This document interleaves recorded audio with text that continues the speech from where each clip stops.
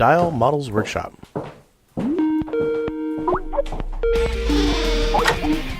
Hi, it's Yeji. And Clint. Hey, it's Larry. You are entering Models Workshop After Hours, a modeling podcast where we talk about miniatures, model painting, and we cuss a lot. If you can be offended, we're probably going to offend you. Then you're going to laugh, and you're going to feel bad. And then we'll offend you again, and then you'll laugh again. You see the pattern. So kick out, sit back, grab your brush, grab your paints, and get ready to have some fun.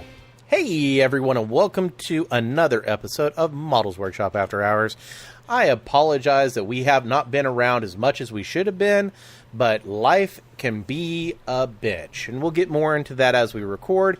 This is the second time we recorded episode 100. I apologize that it's nothing special. That's part of the reason it took us so long to actually come back and record this, if you want the truth. We were trying to do something special, so we kept holding off, and then we finally figured out, it's like, by the time we actually figure out how to do something really cool and badass, it'll be like episode 200. So we're like, let's just record it, let's get it out there, and we'll tell everyone what happened, what's been going on, and why everything went to hell in a handbasket. So tonight we have Yeji. Guildy. And Hello. And Yeji. Hello. So, Yeji. all right, I can't even remember what we talked about on the first episode 100. Okay, so let's clear that out of the way. We have recorded an episode 100 already. We had not one, but two different people had their audio files corrupt on us, which ruined pretty much Everything. There was a lot of interaction. We weren't going to sit there and like try and make them fill in everything. So we're just like, you know what? We're going to re-record this at another date. And it was like 4 hours long. Like, no shit. We were recording forever because we were having a great time. We had a couple guests on. We had a couple things going. And by time and then we realized everything. I even had to go get off. Like, I jumped off at like hour 3. And then they messaged me as I'm not... Well, I wasn't in bed. I was already in bed. They messaged me the next morning going, hey, the audio file's corrupted. We lost the entire podcast. And I was sitting here like, fuck. Because it was good. It was a really solid, good episode. I might actually release my files. You only get to hear part of the conversation. But as everyone knows, I talk 99% of the time anyways. No, actually, Lynn talked quite a bit, so... And hers was the one file. Oh, so... And Jim was the other file that was corrupted. So it's like, Oh, yeah. We're not going to sit there and make you That just pretty much wipes it out. The gods do not want you to listen to their sacred... Oh, dude, it was horrible. I mean, it was really bad because it was such a good podcast. That's the bad part about it, is that the podcast was great. Everything about it was awesome. And so, but anyways, other than that, life has been busy. I'm back to work now. Yeji ended up getting called in for jury duty. Yeah. And so it's like my life, I'm not off on Fridays, so we're recording on Saturdays now, and it's just taken a lot to get used to, honestly. I have visitation with my kids now, and they're actually here. I have one here. Hi.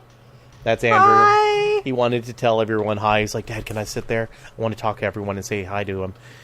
So you'll hear giggles and little noises coming from the background, and that'll be Andrew because he cannot sit still. But not Yeji this time. Yeah. Well, it'll be her too. But I've got visitation with the kids. On the divorce front, everything is going great. Okay, that sounds like a really weird thing to say because, divorce. But honestly, my ex, the kid's mom, her and I talk more now than we did while we were married. We have good discussions. We have solid discussions. And we're truly, honestly, she's my best friend, and I'm her best friend. And, we both want to be here for the kiddos, and we still do stuff together with the kiddos. So everything is going as good as possible. We've already divided everything up. The court's been a pain in our ass, so we had to sit down together and figure out how much roughly in child support I was going to have to give her, because I already have this feeling that they're going to end up going back and be like, you owe $7,000, and I'll be like, no, I have these things here to say that I've already paid her everything. Plus, I didn't want to leave her hurting, because she's taking care of the kids, and I don't want to be like, that person that makes it where she's not able to take care of the kids or herself properly, and I help them out with buying shoes and pants and everything else. So everything's going great on that front. Surprisingly, it took me a hot minute. I just wrote this big, huge, 4-page article on my mental health issues and the problems that I've had, and that should be published the same week that this podcast comes out. And honestly, when the divorce, I've had issues for a long time now, and that actually led up to partly because of the divorce, or that my issues were part of the reason for the divorce. And then when the divorce happened, and then I broke my leg, and I was sitting around the house all the time, it just, honestly, everything kind of went downhill. And that's honestly another issue. If you listen to 98 and 99, the episodes while I had my broken leg, I wasn't happy, and I think it showed. Well, I really wasn't happy. You into it. Like, one of the days you were like, I don't want to. Every time. Like, Larry, come on. Yeah, and then you liked it. I did, but I really wasn't into it. Like, now I'm into it. I'm looking forward to it. Like, okay, so I'll post. That'll probably be my little fat ass. Will be the thumbnail more than likely. My boom arm somehow got hit. Wait. No, your fat ass cannot be the thumbnail. Unless it's in pumpkin. Okay, that's all right then. Okay, no. So somehow Want some pumpkin spice? I'll give you some pumpkin spice, baby. Of course, you white people. But somehow, right? Well, I am the original pumpkin, and I'm awful spicy. Ooh! But somehow my mic arm got hit, and my headphone cable was laying in the track of it. And when it got hit, it literally just cut my headphone cable. Now, luckily, I've got a set of headphones that the cable's removable, so I can order a new one, and it'll be in. I can hook it up to my headphones. The problem is I literally sat down to record, and I'm talking. I'm like, why can't I hear it? And Yeji's like, I can hear you. And I'm like, I can't hear myself. So I pick up my headphone. I take my headphones off. I look at them, and the wire is like 6 inches long, just hanging off the end of the hanging off. So right now, I've been posting about it, but I bought a new laptop that's almost as powerful as my desktop, so I can actually edit audio and video while I'm on the road now. Because, I'm back, and I'm totally back, and I actually have a game plan where it's not going to drive me nuts. Back again. Guess again. Yeah, definitely don't call me Machine Gun Kelly, because that dude's about to get bodied. Ooh. There's a rapper who went after Eminem. Eminem released a new album called Kamikaze, and he went after a whole bunch of rappers, and one of the rappers he went after is a guy named Machine Gun Kelly. And Machine Gun Kelly, in his defense, in 3 days, snapped back with a diss track, and it's pretty harsh, and most people that make a diss track towards Eminem, usually their careers end. Like, they're no longer in the music business. And like Murder Inc. and Ja Rule are already taking up a GoFundMe for Machine Gun Kelly, because those are the last fools that decided to go after M. But I ain't Machine Gun Kelly. I may be a single dad from the Midwest, but I ain't Machine Gun Kelly. That's for damn sure. But okay, moving on about who gives a shit. Well, Andrew asked, and I thought I'd explain my reference just in case there's anybody else going, what?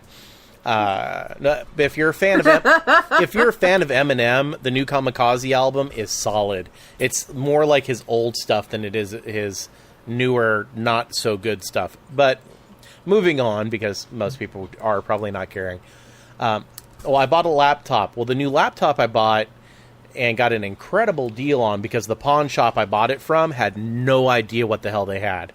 It's like a Core i7, 8 gigs of RAM, Bluetooth, wireless, gigabit connection, Type-C, just everything. Has a GTX. I don't think it's just not them not knowing. It's how fast do laptops move in pawn shops, though, really. I don't know. This is an $800. It's a 1-year-old $800 laptop. I looked it up after I bought it, because I looked at it and I was like, Core i7, 8 gigs of RAM, a 1060 GTX video card. I was like, that's almost the exact same specs as my desktop. So I can edit on this thing, and that's all I cared about. And I was like, $300, you know, that's an affordable price. When I bought it, I actually looked up the serial number, and it's like an $800 laptop. Nice. So that honestly, and they had another laptop that was similar, air quotes, but it wasn't quite as powerful, but it was also $300. So I honestly don't think they knew what they had. I saw it and I was like, ooh, Core i7. That processor in a desktop is like a $400, $300 processor by itself. So I was like, you know, I'm sold.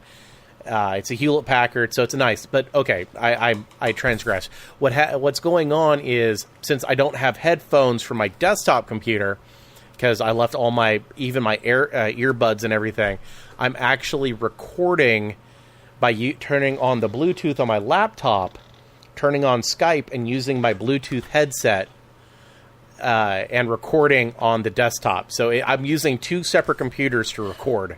So what he's also telling you is that he's become smart. I'm very smart. Thank you very much. Yep, you are. See, sucker. Oh, but in other purchases, I also picked up a mixing board. Partly because I've always kind of wanted to get one in, especially one with a min mixes. For people who don't know what min mixes is, it means that I can bring Skype into the mixing board, and I can also bring other things in the mixing board, and it won't create an echo. In a nutshell, that's basically what it is. So what I can do now is I can patch in my computer to the soundboard, bring the Skype call in, or whatever audio source we're using, bring that in to the soundboard. I can run my microphone to the soundboard, and I can balance everyone's levels on the soundboard, and I can have it outputting to my audio recorder and a computer, which means not only am I having 2 separate recording, but it also means that no one else has to record on their end, which is how we do it now. Everybody records their audio files, and they send them to me. This way, I record everything. It will still be high fidelity, and so, you know, things like corruption won't happen so easily. Right, because... Or if they do, it's only the main file. Right, well, it's not... If it does, then it's everything. But I'm going to be recording on my audio recorder and on a computer. So they both would have to corrupt at the same time. You know, both devices would have to corrupt for the files to air. But that also means we can bring stuff in like an MP3 player, so we can have music playing in the background. We can hit some free MP3 sites, or the sites that go, hey, use our music on podcast. We thank you. We can have music coming in, and here's the biggest and best part. We can bring guests in without having to have them install anything. They just call us on Skype or Google Hangout or something, and they are able to join us on the podcast.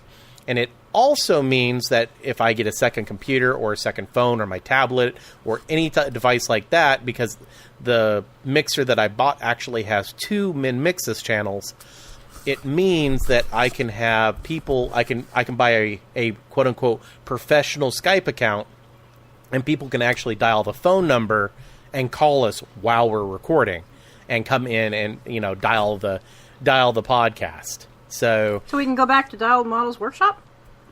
Yeah, literally dialing Models Workshop. You can it'll be literally people being able to call in the show.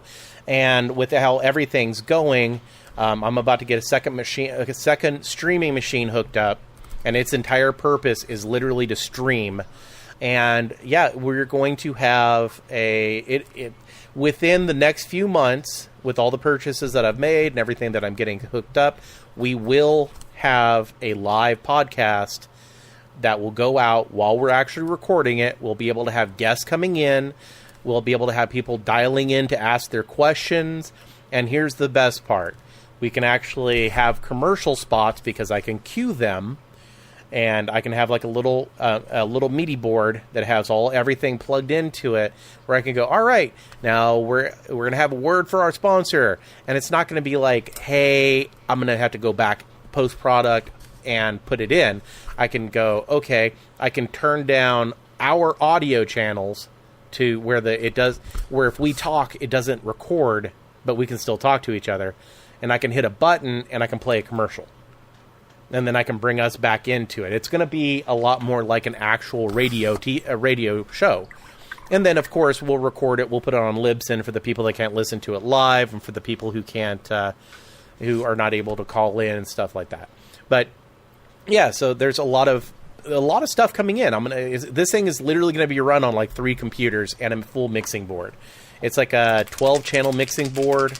It's got all the bells and whistles, and I got it for a good deal. It's like $180 normally. I picked it up gently used for $120. So, and then another item that I'm super happy. I actually picked up a 3D printer. Woo. Wow, I'm so glad everyone's so fucking excited. I thought it was cool. See if I print you anything, stop Yeji. Talking? Print me a card. Well, I mean, I met Frozen Ninja over at ReaperCon, and then I met Steven over at ReaperCon, and he gave me a 3D printed elf, and it looked badass. See, I could do that for you too now. No, but so you're saying that we're just not as exciting. I don't know if that print quality is yet. I don't know if I want it. Now I see how it goes. Hey, I picked up an Ender 3, which is for the market one of the best one, or for a extruder printer. From my understanding, is one of the better ones. This is what a lot of people use. It's a lot what everyone gets. And the next purchase I'm planning on making is a resin printer. I have to replace my water heater, but as soon as I replace the water heater, my next purchase will be a resin printer.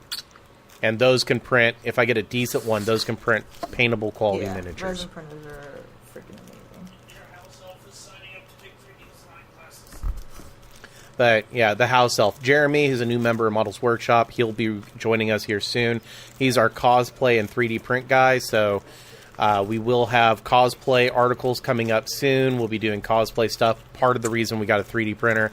The other reason is I'm going to start prototyping some of the ideas that I've had kicking around in my head for the last 7-8 years, and I'm actually going to start printing them, and I'm going to start actually looking into building products to sell, like actual products. Larry, you might want to explain cosplay.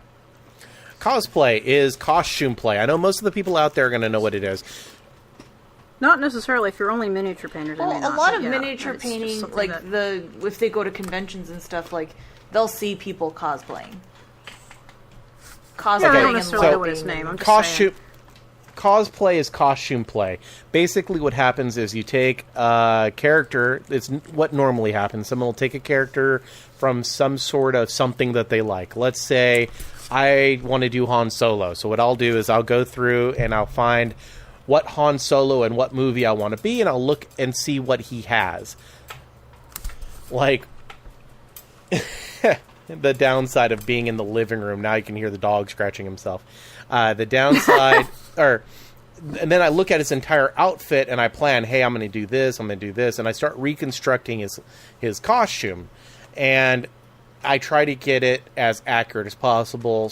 Some people do. Some people try to go super, super accurate. Some people are a little more lax. Some people will actually take 2 different characters and merge them together.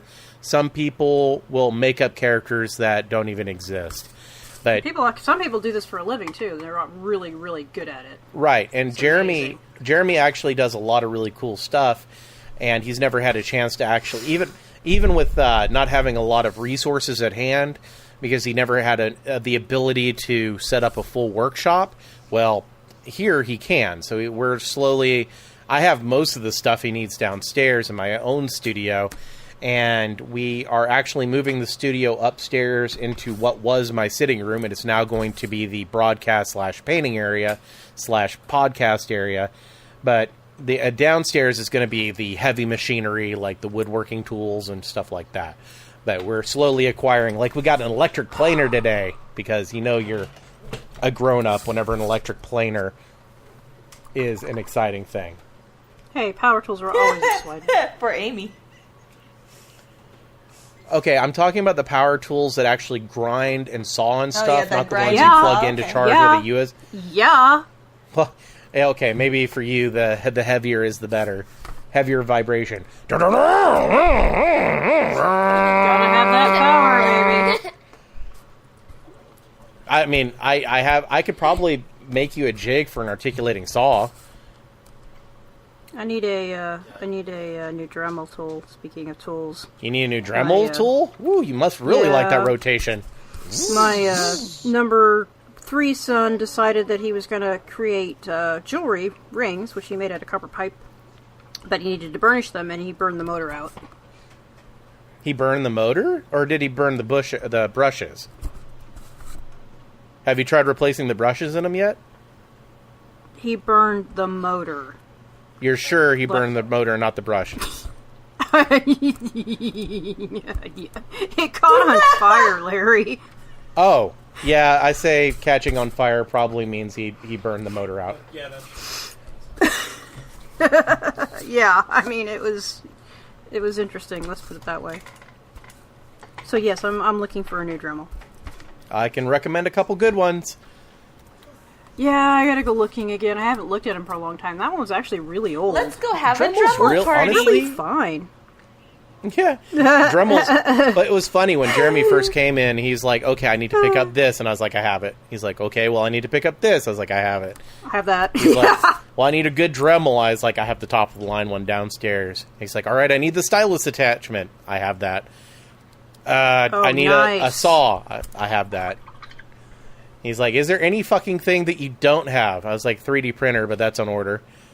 That's like a third-floor apartment. But yeah, if you're hearing mumbling in the background, that would be him. But yeah, I got an Ender 3. Actually, Jay Aiden recommended it to me. He ended up getting an upgrade. It's crazy. So this one's like a 220 by 220 by 250, I think is its print, XYZ. The one he got's like 330. Oh! Huh? It's Also, the return of God, Thomas. I can't hear. Oh, I can't hear him. Yeah. Oh. Sadness. You'll be able to hear it on the recording. The bad part about it is my headphone is noise canceling. Oh. So, yeah. So all you guys are going to be able to hear is my voice instead of all the background noise that's going on. You probably haven't even heard Jeremy talking. No. Yeah, Nope. he was talking behind me, so... Behind your back. Yeah, And you're back. Haha. he's doing a Good bad one, job Yeji. of talking behind my back. I heard every word. But, Probably is not a clever... You may need to inform him it's not supposed to be literal. but, yeah, so the podcaster, the people listening to the podcast got to hear Thomas saying, hey, what's up? Missed you guys. I miss Thomas. Oh, and that's another good thing. I'm actually going to take the audio recorder. I think I have some files already, but I'm going to go record Thomas down at the train track and have that a MIDI file for that too every now and then. Yeah, I'd be like- that needs to be our... Yeah. But yeah, a lot of big stuff. All right, so like I said, I wrote an article about mental health stuff, and I think I realized one thing. I come up with all these grandiose ideas, and I hit the ground at 110 miles an hour. And this has always been a problem of mine. I hit the ground at 110 miles an hour, and I'm super focused, and I burn out on it, like, super quick. And I start getting super anxious about it because I'm going 110 miles an hour, and all of a sudden I'm just like, what the fuck am I doing? So one of my plan of actions that I have going on right now is to list out obtainable goals that I can take my time on, such as more articles on Models Workshop, reworking Models Workshop into a better web platform, because honestly our website right now is usable, but it's not good. And then get back to the podcast. That was one of them, actually, was get back to the podcast, which we're back. Get back to just the facts, which those will be coming back out soon. Those kind of fell to the wayside with the broken leg, and Peter has some stuff going on in his life too, and it's just been everyone. This summer has been horrible for Models Workshop all the way across the board. We've all had Life sucks. dude. sometimes. Life fucking hit us all right dead in the face at the same time. It's like we have 12 hosts because we we'd like to have backup. And then, like, everybody got busy. You had your son going to college. Yeji had jury duty and was getting ready for her business. Clint got busy. I was just a miserable pile of slime. Jim is busy because he started streaming on Twitch and made affiliate. Yes. And that's also... That is actually... You made affiliate on Twitch? Yeah, we made affiliate about a week and a half in on Twitch. So thank you, everyone, for that. What the fuck? Wow, that's quick. It took Duck months. And that's another one of my goals, is actually to start streaming more, like actually streaming. So that'll be that'll be cool with the new painting area. I've sent the pictures of the plans, but it's going to be like 8 foot tall, 4 feet deep, and 12 feet wide. And it's going to have storage shelves. It's going to have air built into it. It's designed where 4 people can sit down and paint if I have that many people in. If not, it's designed where the right-hand side is the paint/broadcast area, and the left-hand side is like the heavy workbench. Moving to Larry's. Yeah, dude, telling you. And then I'm going to have a 3D print area that's going to be... Yeah, it's going to be pretty badass. Like I said, I have a house, and it's mine, and it's only mine. And I have a house elf who's really into this hobby shit too. So, yeah, most of the downstairs, people are going to walk in and it's going to be like, what the fuck? No 3D printing socks. My, basically the goal is to fill up... 3D printing socks. To fill up the bottom of the house until I can't put any more in. And by then I should be generating enough profit to actually look for a building in town. And I already have my eyes on one of the buildings in town, which should cost me about $70,000 to buy. And would be perfect to actually give Models Workshop a physical location. You might want to check your power to it if your power requirements are real high.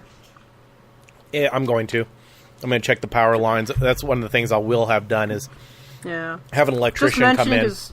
Yeah, hubby's in the middle of doing something or other with his brother and others regarding that, and they require apparently more than is normal. So, well, I'm going to be running a laser cutter, a resin printer, 1 small bed printer, and at that point probably 2 large bed printers. So, plus multiple computers and air conditioners, because you got to keep that shit cool. Plus filtration devices, because you've got to keep that shit clean. So yeah, I'm going to have them come in and test the power outlets and make sure that I can actually put some serious draw. And at that point, when Models Workshop goes to that type of location, yeah, I'm going to have cameras mounted so people can, and stream probably 24 hours a day so people can come peek in and see what we're doing. Unless we're working on... You have security. Oh, there's that, too. The really cool thing is now that if someone wants me to check out a miniature for their new game, once we get that resin printer, all they have to do is send me the fucking file. They don't have to send me the miniature. I'll be able to print it out here. And be like, oh yeah, this model's really freaking cool. But yeah, I have a 5-year plan going on. So, and it's easy little bite-sized chunks. And I've got people in real life who are really wanting to support me, which helps a lot. I got a friend who I told about my hobby, and she absolutely loves it. Like, she's like, oh my god, I want you to teach me this. This is so freaking cool. You know, she's a little older than I am, and she's like, I never knew this shit existed. And I started taking her to the different gaming shops. I started showing her some of the stuff, and she, is flipping out. She loves it. And she does a lot of secretarial work, so she's really good about paperwork. So, she's holding all my receipts and everything else. She's keeping a file for me. Then there's Remy, which is my house elf, and he's always been in. I've known Remy for about 15 years now, and so he's from the days of -1 mod and places like that. And so I've known him for almost as long as I was married. So, and he's always been into hobbying, painting. We went to 2006 Baltimore Games Day together. And so I actually have a real life support channel, which, I'm not knocking what you guys did, because you guys did a lot, and you still continue to do a lot. No, it's different when it's like right there versus... It's different. It's different whenever I can go, hey, Remy, do you want to go check out this game shop? Because I'm probably going to do a video on them and interview versus them. we're hundreds of miles versus, apart. Right. I can't go, hey, Yeji, you want to go to this game shop? It's really fucking awesome, and I want to do... And, you would if you were closer, but you're not. And so it's not like... I can't even go like, hey, Guildy, do you want to go to this game shop? Because, you're still 12 hours away. So having that person... I can go, he's off on the weekends. I can go, hey, Remy, let's go to Fort Wayne and check out the game shops there and take some notes. Because well, especially in our field, because, we're fucking needing people to, like, play with. Right. Well, one of the features I want to do to get back into the video making is, and actually use all the fucking cameras I own, is one of the features I want to do is it's called FLGS.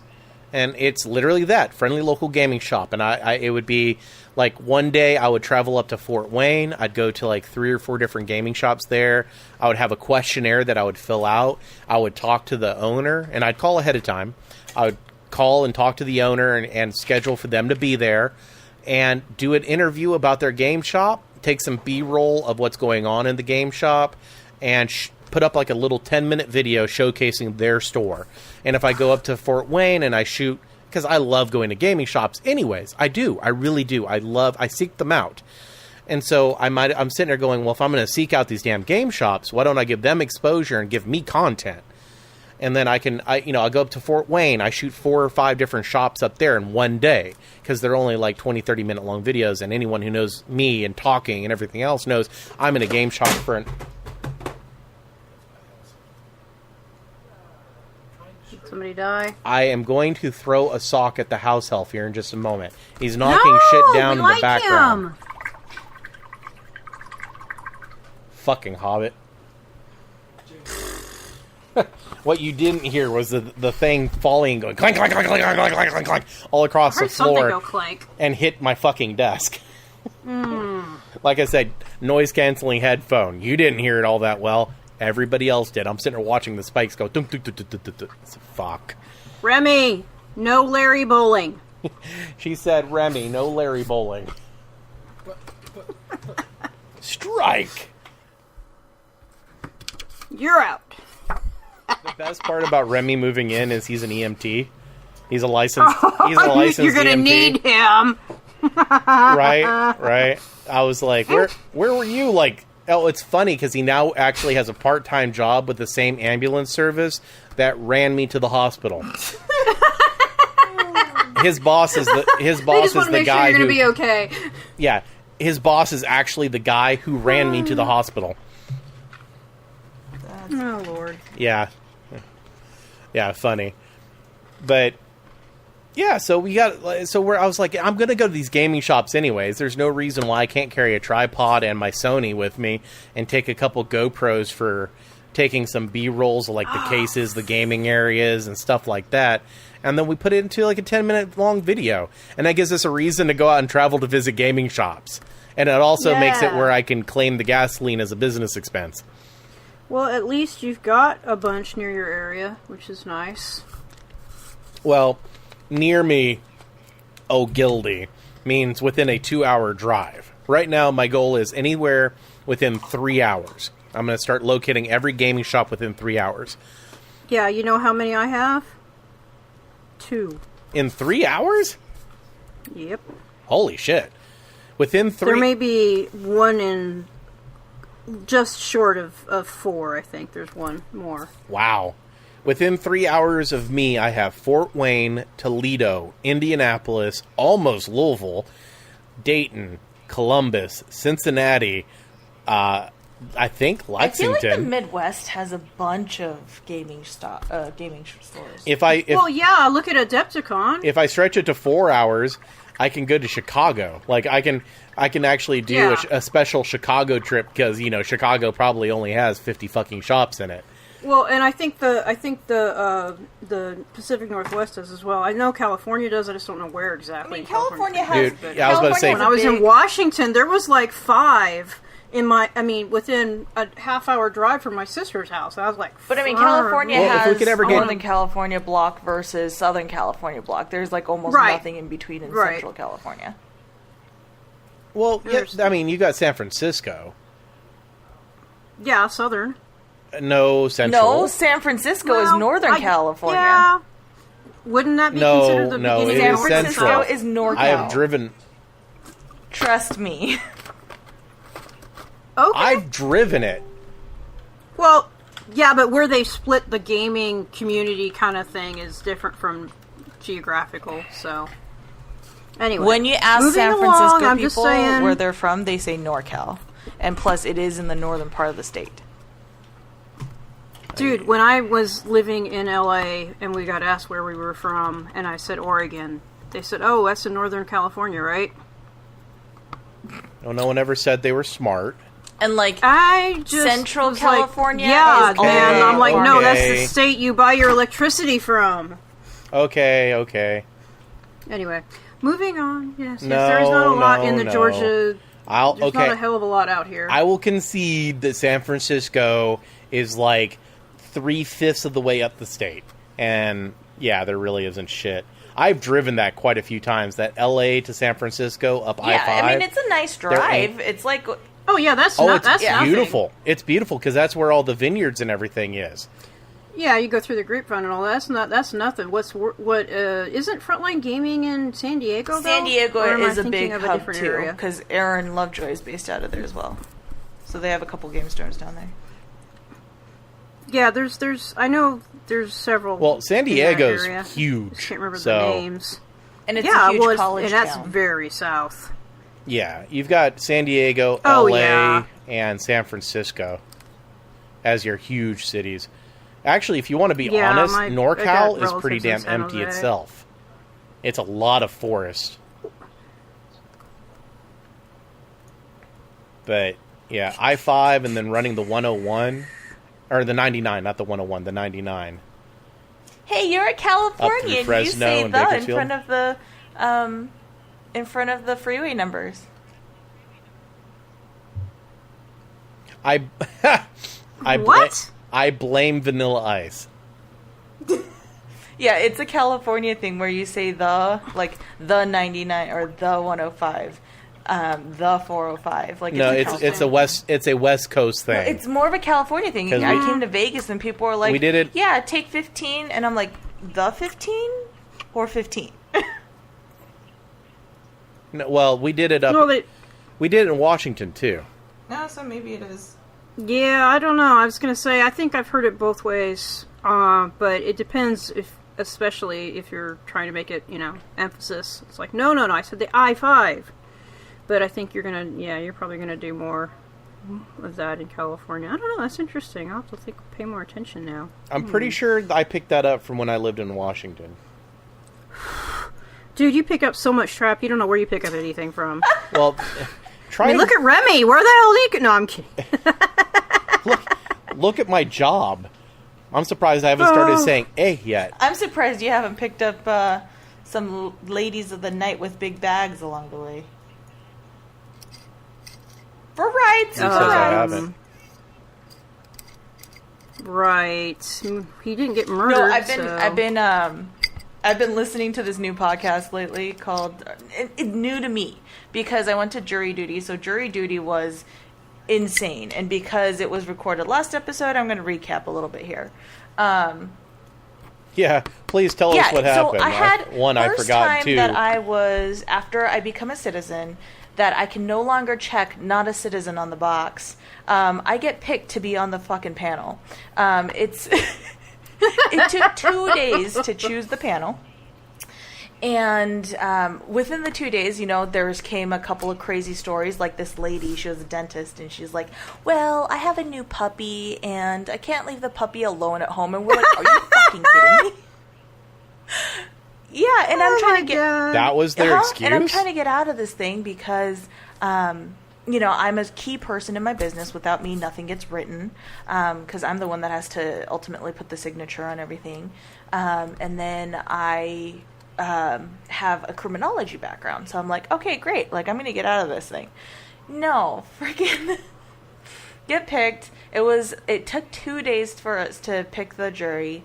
And there were 4 Asians on the panel, and I think that's probably because the guy was half Korean, and so they picked like, oh, let's get all the Asians we can get, you know. And one of the girls there also told me about this podcast that I'll go over here in a second, but the thing was kind of crazy. It was a week and a half long, and the guy there was like 13 charges against this guy. And some of it was like attempted murder. He shot into a building 3 times. So there's like statutes like, you know, in the city limits where you can't shoot. So he got charged on that. He threw beer bottles. Like it all started with him throwing beer bottles. And then after throwing beer bottles, like this was over the course of a couple of days, and like he was blaring music outside of his driveway and stuff into the neighborhood, so the neighbors are all like not getting sleep and getting mad, calling the police a couple of times. So on this last day they call the police, and he kind of drives around the block after the police come because he was away at the time. So he comes back home, drives around the block after seeing everybody there plus police. And then after he drives around the block, he swerves to maybe almost hit them, or, you know, swerves to make a wide turn because he's going fast in a neighborhood area. And the police chase after him. He disregards the lights and sirens, and so he was charged with that. And afterwards, he goes back. The police, like, they're like, okay, it's not worth it to chase after him because he's going way too fast and blowing all these stoplights. So afterwards, the police leave. He comes back home, or he goes to his mom's house to go, quote, sleep. And he said that he was trying to get off on not guilty by reason of insanity. So he goes to, and he's a vet, so he's a Marine that saw combat. So I get it that he might be a little messed up coming back from that and a little guilty and whatnot of some of the things he's done. But yeah, he comes back, and then so he goes to his mom's house. At his mom's house, he clips a guy in the knee because he thinks that this guy is from the FBI and is after him. And he says, like, oh, if they're around me, then it's fine, but if they're around my mom, like, it's not. So it just escalated to that point, he says. So he clips this guy, goes back home, spends about 20 minutes in there, grabs his gun, and he goes back to his mom's area, and he shoots into this guy's house 3 times, where there's 4 women, three children inside. Yeah. God. So, sounds like he's a little, might have been having a what you call it, paranoid delusional episode. I mean, it makes sense that he is a little messed up in the head and he needs help for it. He wasn't taking meds at this point. He was self-medicating with booze and marijuana. So the defense is going, you know, marijuana can cause paranoid delusions and stuff like that. And we on the jury were kind of sitting there, and this was my thought process. And after the deliberation room, we were kind of talking, like, you know, this was going to be a really hard case if it was just guilty, not guilty, and then not guilty by reason of insanity. But, like, what I didn't know about our judicial system, which I did learn a lot, so that was really cool. But there is options of, like, guilty but mentally ill, so that he gets some mental help afterwards. So he's not just going to sit in a prison, or even if he did get off on mentally or insane or not guilty by reason of insanity, he would still be in a mental hospital for a while. So there were those options, and so we kind of chose on the most part that he was guilty but mentally ill. Like, he knew he was doing something wrong because we asked him. He finally got arrested the next night, and we're like, so how did you feel when you got arrested? And he's like, I felt betrayed.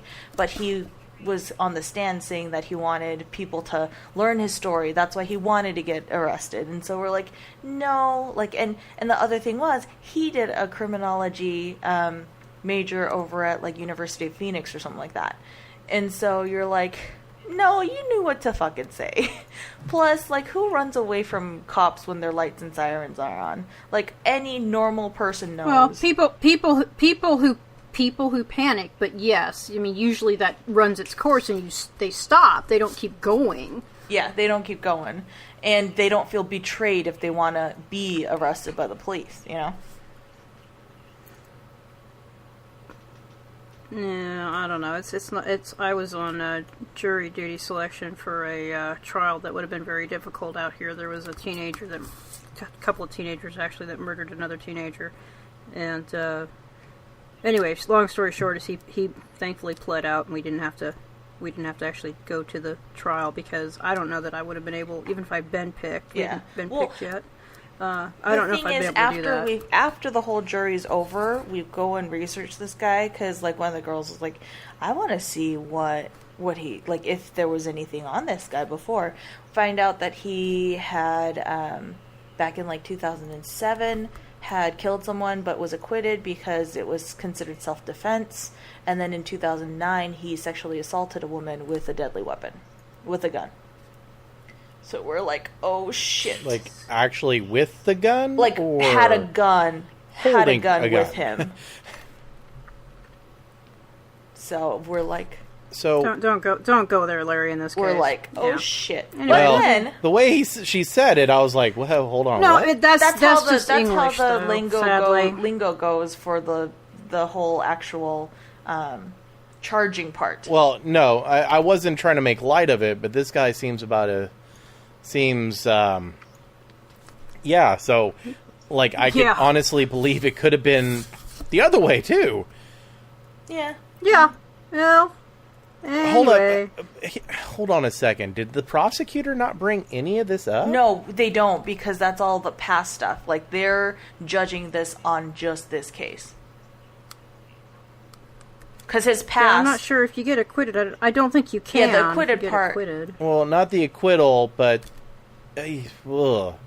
Yeah, no, he didn't bring up the sexual assault, and I think it's just because he was already tried for that case, so that's all said and done. And then, so that the jury doesn't have any prejudices against this guy, they don't tell them any past information. Well, yeah, that's one of the reasons I want to make sure you're going to be, what's the word, unbiased, that you don't know anything about the case, or, you haven't been listening to the news and you already have a opinion formed or whatever. And it's important.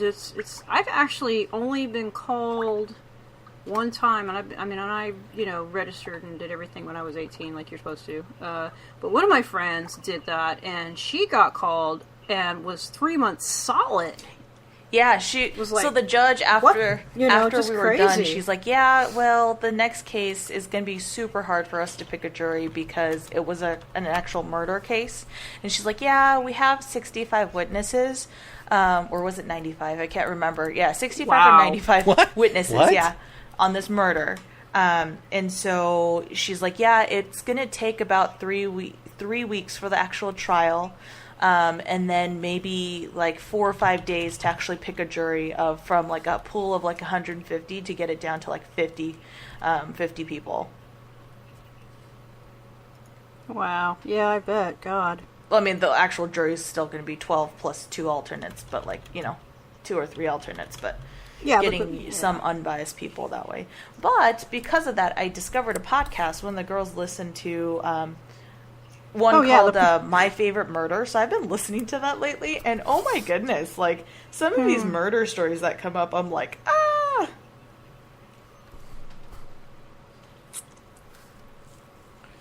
That's crazy.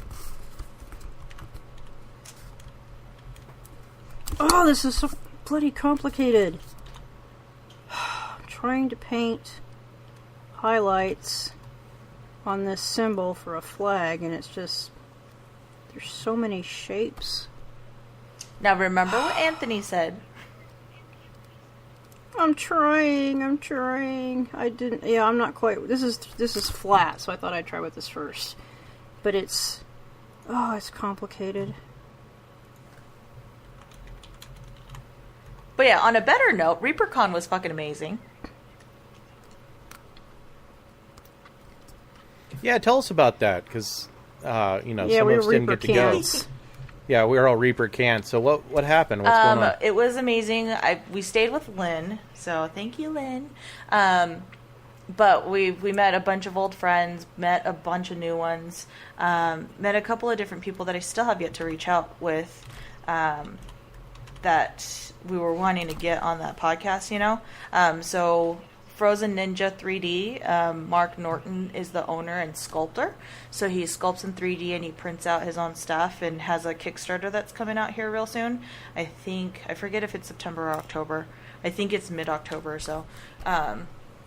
But he has like this witch, and I don't know if Clint still has the video that we can upload, but it's like this like sorceress witch type thing, and it's freaking amazing. Like on the back of the model, it's a bust on the back of it, and he has like actual figures of it too, but on the bust part, it actually has like a little castle built into the base, so it looks really cool.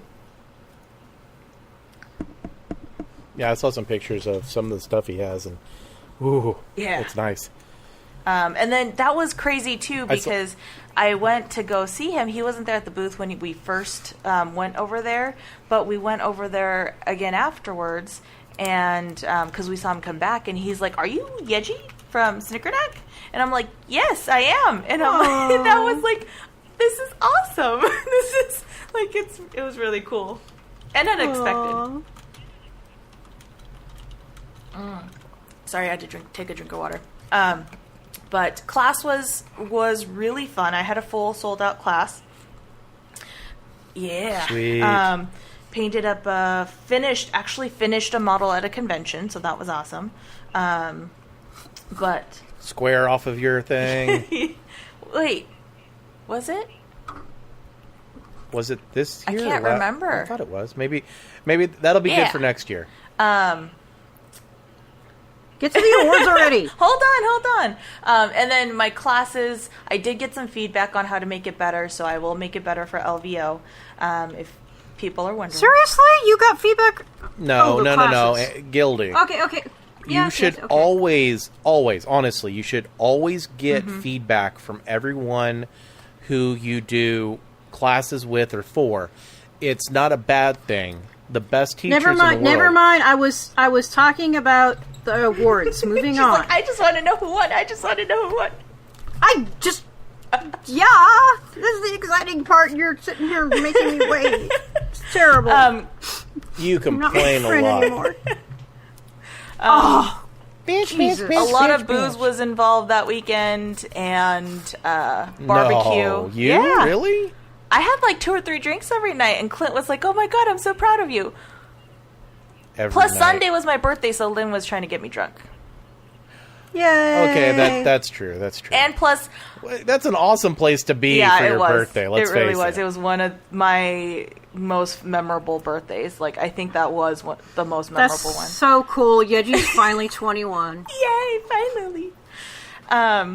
But yeah, we brought Las Vegas made moonshine, Grandma's apple pie moonshine. Oh, Vicky, for you, Grandma's apple pie moonshine. That was for Vicky, Patrick's wife. And we figured that when you said that was for Vicky.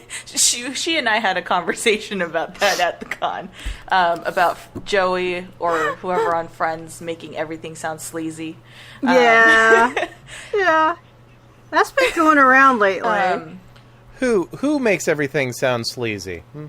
How you doing? I just made Jeremy snort. And then we brought Nice. Las Vegas whiskey too, so that was actually really good. I don't like the moonshine as much, but the whiskey was definitely. How the hell do you not like apple pie moonshine? It messes with my system. Like, I just, sit on the porcelain gods for quite a while after moonshine. Ugh. Yeah, Not not cool cool. then. No. Clears your system Pretty much. out. No. Not the No, way you'd wish no. it to. But the whiskey was good because it also helped me with the sore throat. Yeah, that's why they actually say, tea, lemon, and hot whiskey. toddies.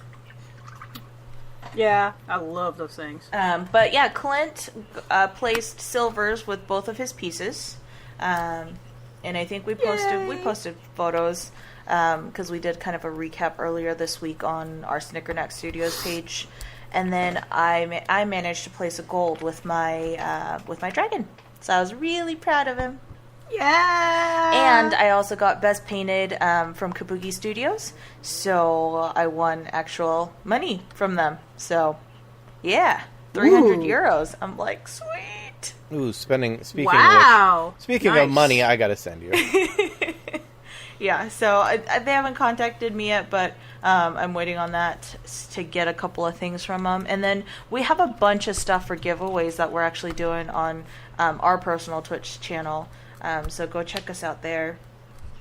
It's www.twitch.tv/snickernack_studios. This is where you say link will be in the description. You can also head to twitch.tv/Models Workshop Podcast because we do host the Twitch of Snickernack. Yep, they do. As well as Lynn and a few others. But yeah, we have a bunch of models. We have something in the works going with Bombshell Minis to kind of do like a paint-along thing with them, or like with us on the channel. And then Midnight Heroes was also there, Brian, with all those chibis, which I love. And he's amazing, and he sponsors my chibi classes at LVO. Nice. But yeah, and we have... Yeah, him and I are actually talking now. But I also have Reaper paints to give away. We have some Bones models to give away, as well as some metal and resin models from Reaper that we got. So I'll do what Lynn did and take a photo of all the loot, kind of laid out, and we will kind of have an announcement going here next week. Yeah, lots to drill over. But yeah, that was ReaperCon. I'm actually already planning on taking 4 days off for Adepticon, so I will be there for all 4 days. I might actually try to sign up to teach some classes while I'm up there too. And if not, I'll do some of the side room classes. Yeah, you might have to do the side room unregistered stuff classes. because teachers and classes are already formed for Adepticon. Is it already that again? Oh, yeah. Yep. Actually, I might be going, but we'll see. I have to figure out, because we're, like you said, have Yeah, I'm on the back. I'm on the back burner for Adepticon teachers. We can. Well, it's going to be. I think we have 5 people in a room so far. If you want to bring a cot or something. But LVO, I'm teaching 4 classes there. I may be heading there too. Because then we'll finally be meeting in real life. And I'm also going to be Jeff from Mike and Jeff are going to be at LVO, and Jeff is taking my chibi class. Yay! Oh, nice. Yeah, I'll be nice. Yeah, Larry, I will poke you later because all the hotels in the area are already full. Or not all of them, but I mean, like the ones where there's the suggested ones, so I haven't went further afield yet. But if you haven't bought LVO class tickets, please go to the LVO website and see you there. Because I think there's still a lot of spaces. When is it again, Yeji? February 8th through the 10th this year. Or next year, to 2019. Well, yeah. And we have a bunch of great teachers coming. Lynn's coming. Matthew Cheshwick's is coming. He's the guy that does the awesome bases. Sergio Calvo-Rubio is coming. I met a lot of them at Adepticon this last year. Matt's cool as shit. Yeah, if you have a chance, I'm waiting to meet Matt. I was talking with him on Facebook a couple weeks ago, and I was like, we'll have fun. We'll have fun. I really want to take some of those Lynn's classes. Her stuff that she does is really awesome. The person that I have that was absolutely hilarious to talk to in person was the Painting Buddha. Like, it was funny as shit because I sat down and I explained what was going on. I was like, hey, so have you heard that I hate you yet? And he's like, oh no, please explain. Because I walked up to him. I was like, hey, have you heard that I hate you? And he's like, no. I was like, all right, cool. Well, this is this is what happens. And he's like, he listened and he laughed his ass off. He's like, you don't like my sparkly models? He is like, legitly, Ben Comets is one of the most chill, cool people that I've ever had the pleasure most to of the meet. Europeans I respected are. his work. Like, sometimes there's a little language barrier, but they're really cool. Yeah, I totally respected his work and his online presence and some of the stuff that he's done with friends of mine. Like, when Sinjin had an issue, Ben really stepped up and helped out. So I had a lot of respect for him. But getting to actually talk to him in real life, oh, dude, he's funny as shit. He's hilarious. He loves to joke. He's a great guy. He's amazing. And, I explained it to him. It's like, hey, I don't sit there and use you because I don't like your work. Well, I don't like your style. You're a magnificent artist. I just don't like your style. But you're the person that everybody knows. So it's like, and you get to hear my cat, who I think is... Yeah, I just heard that. I was like, is that... I was going to say, somebody's squeaking. No. It's freaking cat behind me. Going, You got her fixed yet? Not yet. I have a kind of funny story about that, too. Clint, when I finished my dragon, right before I put in white dots, like, on the shiny side or on the colorful side, he's like, honey, you're going to hate me. I'm like, why? Because you're going to have to Ben Comets this thing. I was like, what? Make it shiny. He's like, make sure you put the white dots like Ben does and make it shiny. And I was like, oh, okay. Sparkles. You need to sit there and Twilight that bitch. Oh, God.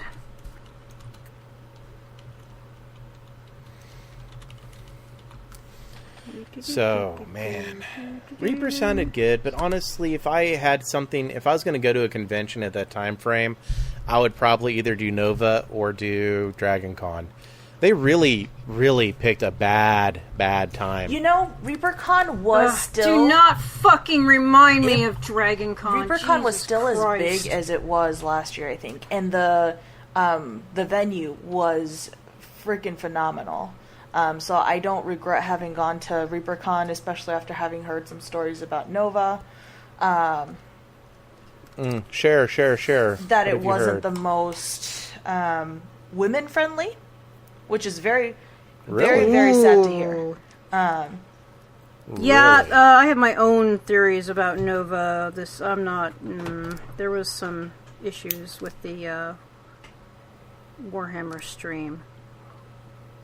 Some people were very unhappy with the hosts.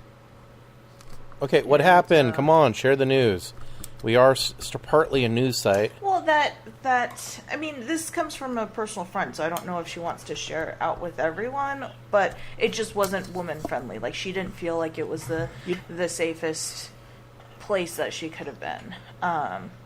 She felt very objectified. And it's not like she dresses really slutty or good. anything. Like, she just likes to dress in nice clothes. It doesn't mean that every girl that goes to a convention has to wear a box t-shirt and jeans, Like, she likes to wear skirts and leggings and, like, skirts with leggings. And... Did she complain did she have, like, a reason to complain to security I don't or think something? she actually did, in which we were kind of going, you need to tell them this. You need to, because that's what really kills it for me.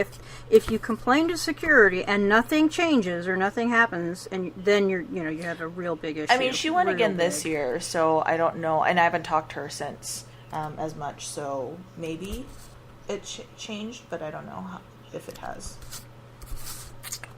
Yeah.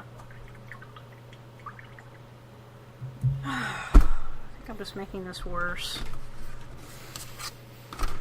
Oh, all right. Maybe not Nova, but Dragon Con. Nah, I'd probably go to Reaper. Yeah. I'd probably go to Reaper because that's where all my friends are. Even though I don't believe in some of the philosophies that happen there. Drove up to Atlanta to pick up my son, for Labor Day weekend to come home. It's his first weekend home after being at school for 2 weeks. Guess what weekend it was? Besides Labor Day, of course. Dragon Con. It was Dragon Con. Yeah, and I told him, you are staying home next. You're staying at the dorm next time. I am not driving up through this crazy ass traffic. On the way there were 9 accidents. I counted. And yeah, well, Georgians can't fucking drive. That was That's Texas true. Seriously. too. When we got picked up by Lynn, like But, she was like, there were tons of accidents. It's just crazy. I mean, they were just being stupid.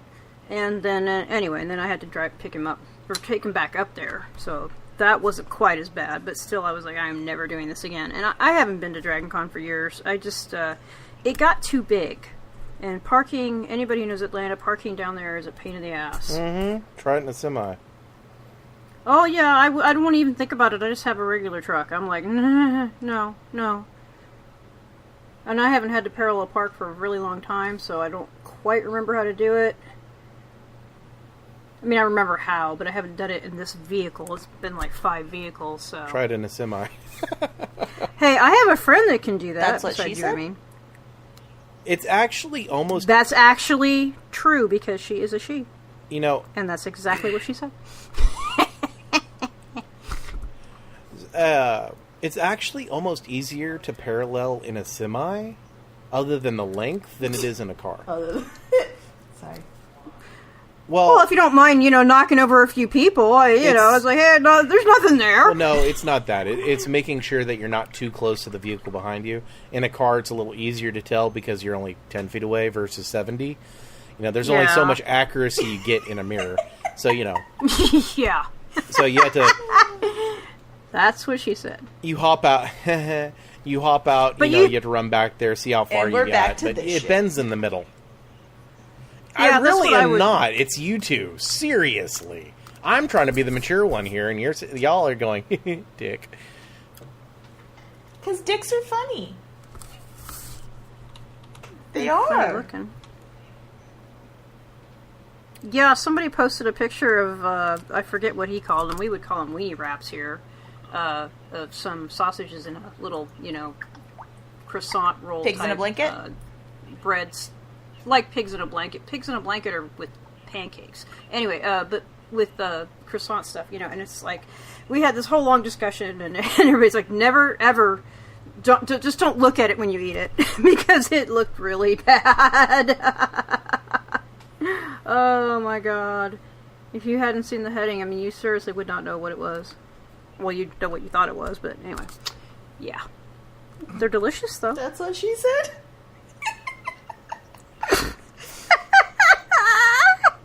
He was like, I'm just glad they weren't, like, oozing or anything when I took them out. Oh, God.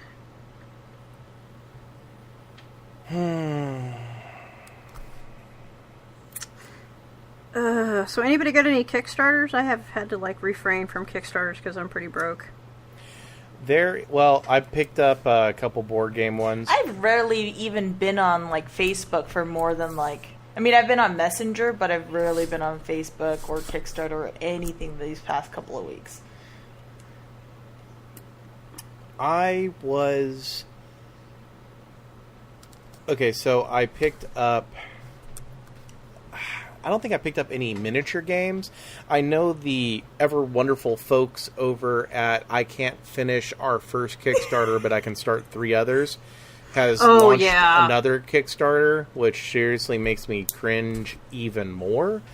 I get it that they have to put new product out, but don't they have a non-Kickstarter product that they can support? And I don't know. Maybe they're... Which one is this? The people that do Guild Ball, Steamforge. They're either launch or launching a new Kickstarter here very soon, and they still have not delivered completely on their first Kickstarter, which was Dark Souls. Dark Souls. Okay, I thought that was the name of the... Yeah, okay. Yeah. Okay. So, it's called Horizon Zero Dawn. It is... Based off the video game. It was literally just on my list, and I went to click on it, and the fucker disappeared. What the fuck? Alright, it's 19 days to go. It's 400 and some odd percent funded. Yada yada. 6,700. Weird how that works. Suckers. So it's £100 or $129 for the limited edition Seeker Pledge, which I guess is all gone. Oh, I guess there's only 2 pledge levels.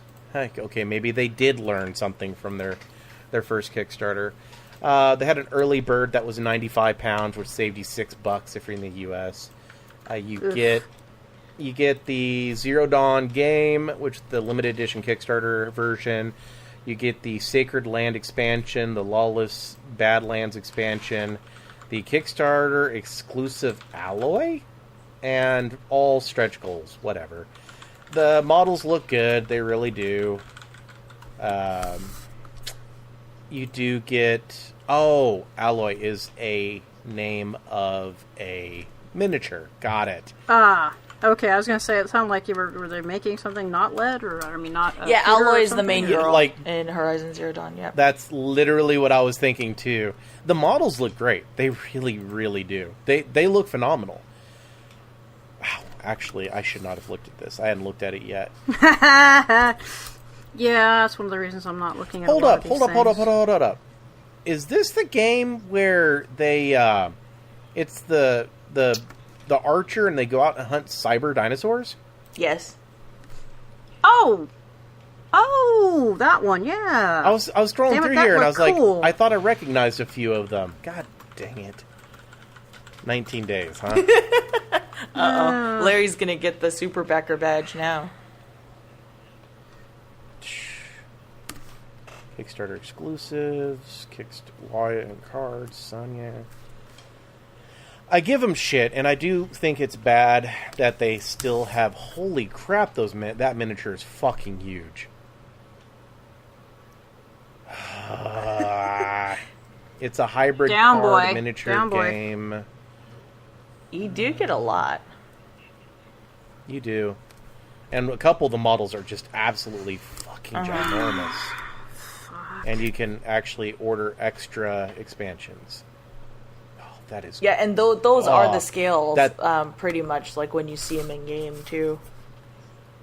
That Thunderjaw expansion, which you get, I believe, but you can order an extra one. That Thunderjaw for $45 is worth the $45 by itself. It's almost tempting just to back it, just to pick it up. Damn, that Rockbreaker expansion, which I don't think is part of the original expansion. Alright, what do you get? So I can give people an honest Johnson assessment. The Sacred Lands and the Lawless Band. Ah, damn it. Okay, what's in the... 110 miniatures for $130. Wow. You get the board game, you get all the components needed, you get Sacred Lands expansion, which has some cool shit. You get the Lawless Badlands expansions with lots of really, really cool shit. Okay, so that's in the base game. You get about 110 miniatures, plus a whole bunch of unlocked Kickstarter stuff, and the models look great. But the Frozen Wilds expansion is a separate expansion, and so is the Thunderjaws expansion, and so is the Rockbreaker expansion, and then so is the Stormbird expansion. They went the route of Monster.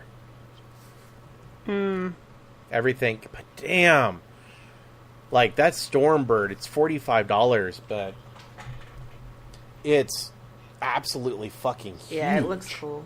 It really does, and so does the Fireclaw expansion. I actually really want to paint one of the alloys now. Barrel. P.S. You get Someone 6 listening to Ranger this Corpse podcast, Bolton. if you are going to be buying this expansion and want that one model painted up, let me know.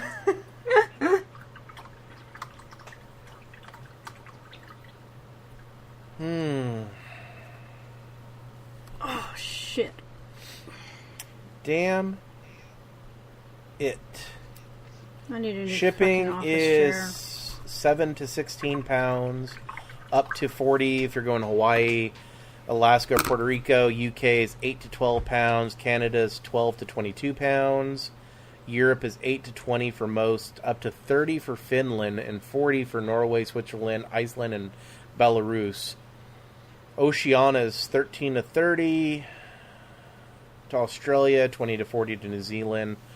Asia is 15 to 25. Latin America is 25 to 50 pounds. Africa is 25 to 50 pounds. They will not ship to Russia, Ukraine, Afghanistan, and Kazakhstan. Because, yeah. Alright, so... is the pledge worth doing? Alright, word of warning, and I have to mention this. They have had multiple Kickstarters they have had 5 Kickstarters so far. The Dark Souls board game, which the models look good. The models look great. They really, really do. It has not fully delivered yet. I think they've got the base game and the first wave of expansions, and people are still waiting on their second wave of expansions. Well, then the thing it says after shipping Damn. commences, like in the little timeline that they have, it says approximately 12 to 15 months after Kickstarter ends. Right, but here's the problem. Dark Souls funded on May 16th of 2016. Yeah, I'm looking at It's that. 2.5 years old, and people still do not have all their models. I'm not saying they will not get them. They will get them. And they got 3.7 million pounds to do that. Right, and that's part of the issue. 3.7 million pounds, so $4.1 million. That's the problem, is that, and I can see it with this one too, because it was a lot of add-on And part stuff. of it's licensing, too. Right, and, well, no, they have the full license. They literally they dropped the ball. It's straight up. They dropped the ball. And Horizons, since then they've created Resident Evil 2, God Tier, Critical Role, and then now they have Horizon Zero Dawn. God Tier did pretty good, but it hasn't delivered at all. I don't think it's The delivered 4 at projects all. currently in progress are Dark Souls, Resident Evil 2, God Tier, and Critical Role. Right. Which means this will be the 5th Kickstarter that they're going to be working on that they haven't delivered Each fully project on. is managed and None of developed these- independently by a separate team and has no impact on another project's production or development cycle. I think honestly I would we call are bullshit part on of that. I think we are part of the reason that got put in there.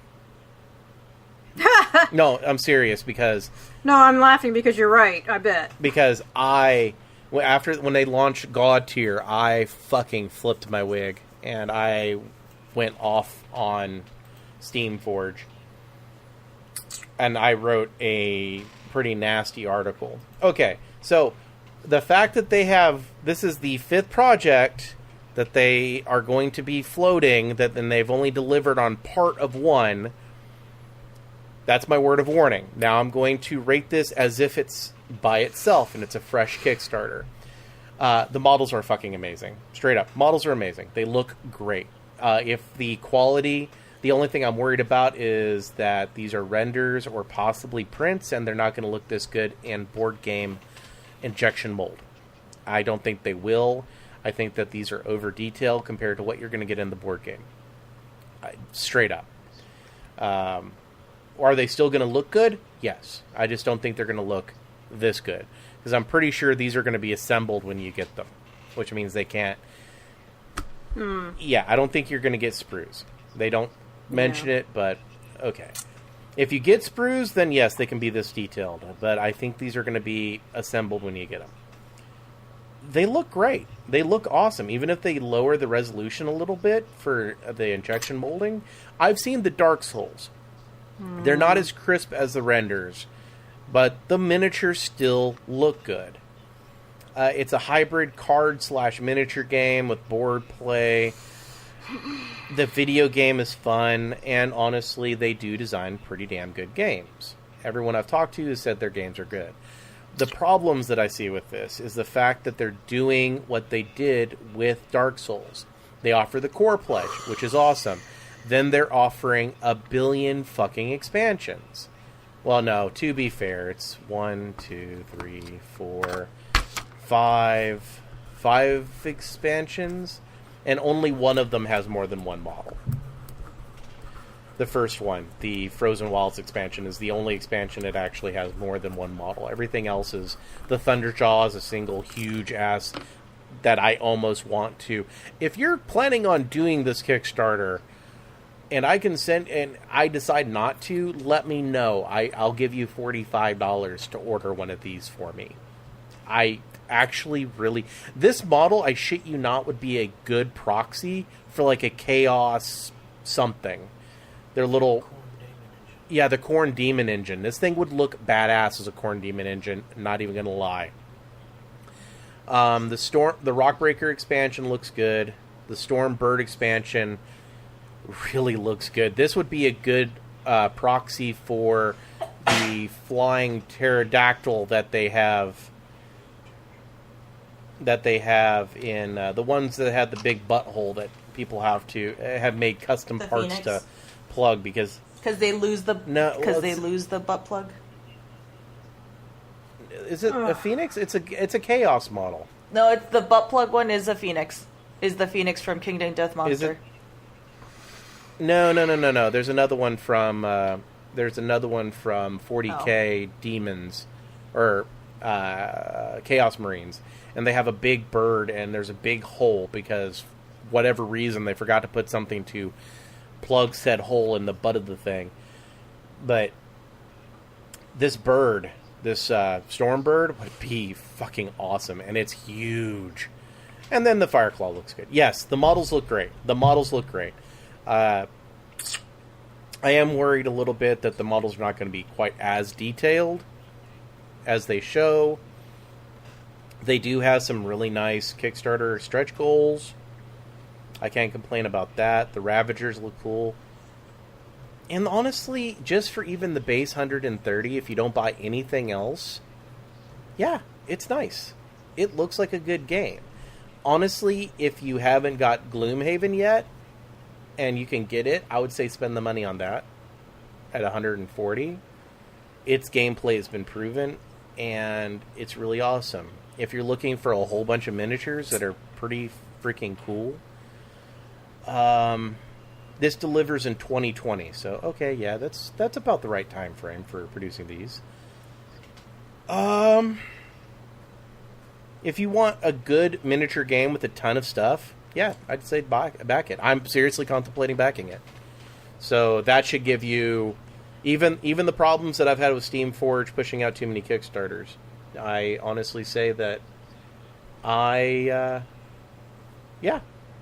would. Where are you seeing the breakdown for those? Because all I see is the one pledge level. I'm looking at the mobile version, though.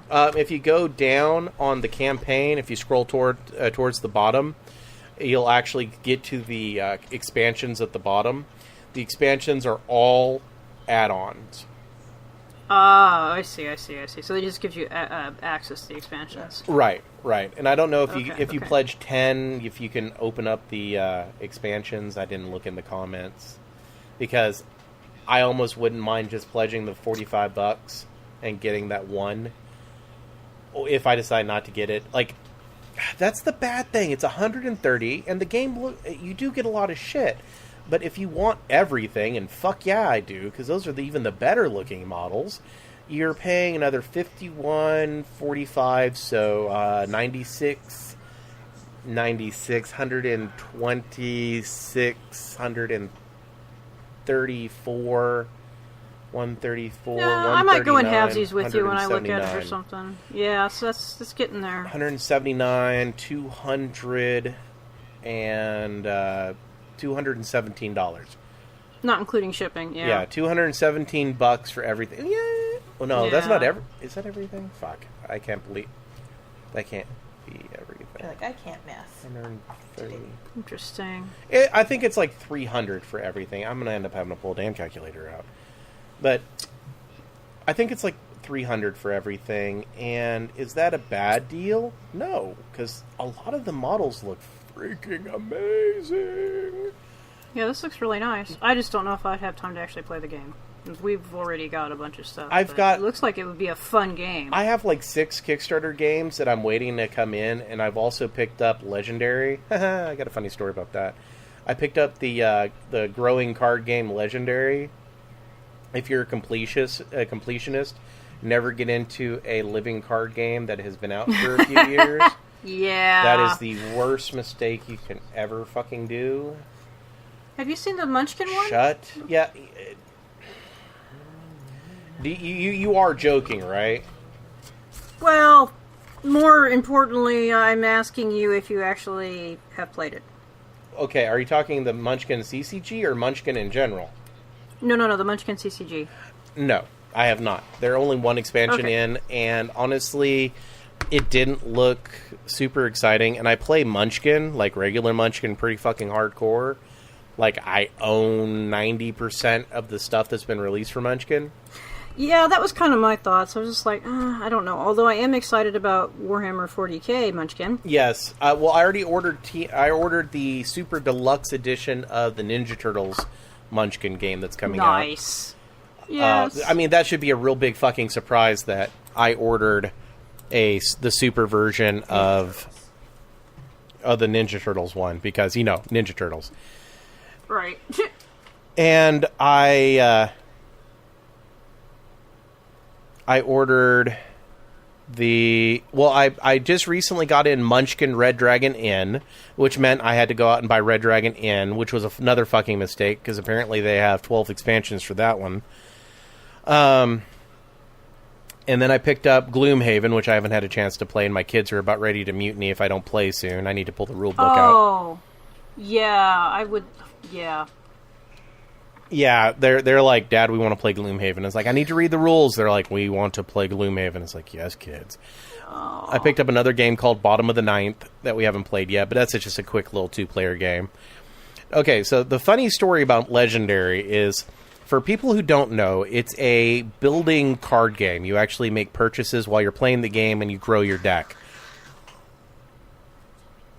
And the base game has 550 cards in it.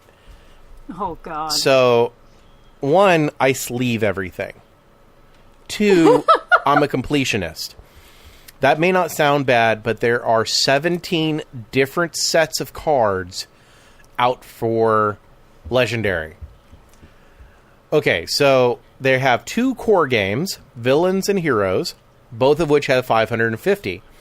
They've got what are called big expansions, which have 400 cards in them. And then they have small expansions, which have 100 cards in them. There is 6 big expansions of 400 cards. And then the rest of it is small expansions. So I'm sitting there going, fuck, that's a lot of sleeves I'm going to need. Cue me walking into the ever awesome badass Game Haven in Dayton, Ohio. Awesome shop, really is. The people are cool as shit. Well, I had a sleeve problem. They did too. Their boss went on a buying spree. I guess he was selling on Amazon at one point and had over-purchased a kabillion sleeves. Like, no joke. So I went in there and I'm like, hey. I have a sleeve problem, not a sleeving problem. No, a sleeve problem. And they did too. So they had all of these different sleeves. The problem was most of them are Magic branded. And I'm like, well, I don't want to put Legendary in Magic sleeves. That's literally say on the back Magic the Gathering. I was like, that doesn't feel right. Even though they did have enough to be able to. I figured I needed about 3,000 sleeves to sleeve everything, 2,000 of the hero sleeves, and 1,000 villain sleeves. And I'm like, all right, cool. What do you have? Well, in their case, they had like 10 cases of My Little Pony sleeves. Nice. So we worked out a deal. I'm not gonna say what the deal we worked out, but we worked out a deal. And I walked out of there with 69 packages of 65 sleeves divided up between Rainbow Dash and fuck if I remember what the other one is. So, yeah, and my kids my kids got in the car today, and they're like, "Dad, why do you have like boxes and boxes and boxes of My Little Pony sleeves?" I'm like, "Hush, children, I got them cheap." Aww. Well, I did look up. I found the Villains box set for Legendary, which is out of print, and they haven't reprinted it in a hot minute. It's going for like $130 on eBay. I found it at one of the stores I stopped in for retail. So I was like, okay, wasn't planning on buying this, but ramen sounds good. So I'm playing Legendary now, which was an absolute freaking mistake. I didn't realize how many cards were in that game. Dangerous. Yes, but very dangerous. As an added bonus, it's a living card game, and I really, really love Marvel. So, as an added bonus, it's one of my favorite franchises. It's one of my favorite franchises, and it's a game. It actually looks really fun, and a lot of my friends told me that it's really, really good. So, that there's always that going for it.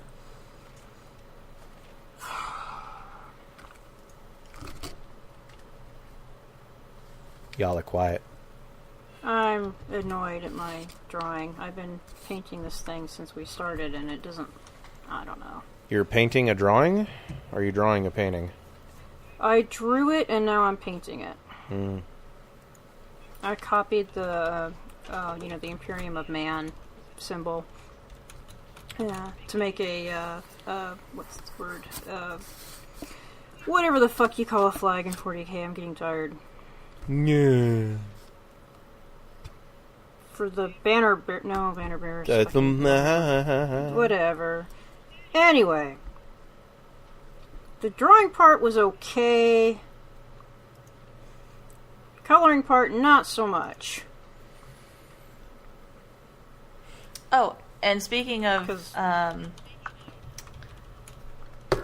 Kickstarters, I sent a link to Chatty. I sent 2 links. One actually is going to go away here in 3 days, so when this releases, so I'm not going to talk about it. Which one is the that? The girls one. Okay. I mean, I do like 2 of the skulls, 2. And this is not, the write-ups on them aren't, they don't have any bio on them, so it's not like they're... Oh my god, you had to remind me of that. So the company... Is it that one? No, the it's company from a we different love to company. hate... This is from a new company called Sunshine Figures. Okay, so the company... They might have late pledges. That's been the new fad, is everyone has late pledges. So if you want to talk about it. But the company that we love to fucking hate, Scale 75, has managed to release another model with an absolutely fucking cringe description on their models. They really just need to stop. They don't understand. Why is Scale 75 paints becoming an in thing now? I don't know. They're not that fucking Some good. people I mean, like I did them. get to play around with the fantasy set versus the scale set is what the flesh set is that we have. And it is kind of like the formulation is right in between Vallejo and P3. So, like, it does flow nicely. But I'm like, well, when I have 2 other worlds that I could be playing with and play around with the texture and finishes with 2 different lines of paint, why would I go down to 1? I don't know.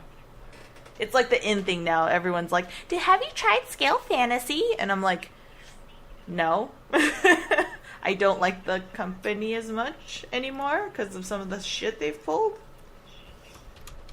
Yeah, this shit is just... I'm sorry. It's like they're stuck in the fucking 70s. Dude, like, their write-ups are so... They literally... I don't understand... Do they not realize that they are literally costing themselves money? Like, truly, I know of... Yeah, didn't they do, like, that The Naughty Steampunk Gears? one, too? The Naughty... Yes! And the Naughty Gears where they stole a bunch of small-time artist artwork?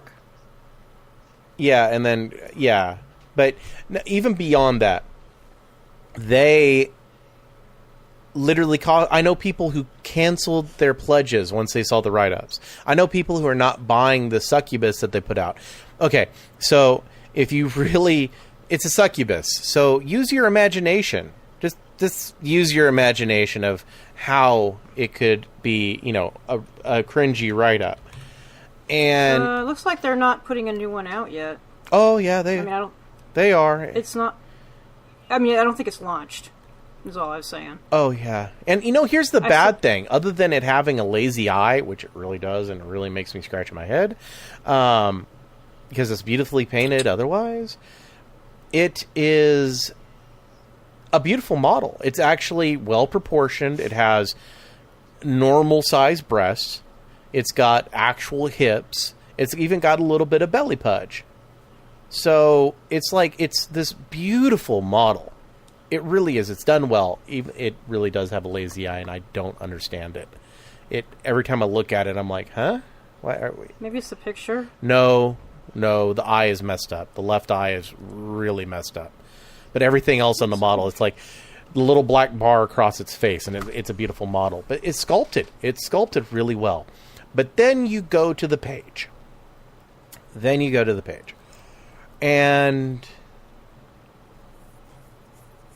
And there's not one. Really? There's only 4 listed, and there's nothing. So either that was a promo thing. No, it used to be on their website. I went and got it from their website. I have a screenshot of it. Oh, I didn't look at their website. I was looking at Kickstarter. No. Okay. So it's not on their... Huh. Holy shit, did they actually listen? I don't know if they were just trying to be No, different. I was not at all nice. Because... Oh, I know. Neither was I. I mean, that's just ridiculous. So you mean it had a write-up and it doesn't have it anymore? Yeah, I think they might have actually removed it. I don't think they have it on their website. I think it might have been something else that you got it off of. Well, I saw it originally on Twitter. Yeah, because none of their other stuff on their website has any description of the character. It's just like more info, white metal casting, or whatever. That makes me wonder where the hell did I get it Probably like at? Twitter or something. It was on Twitter.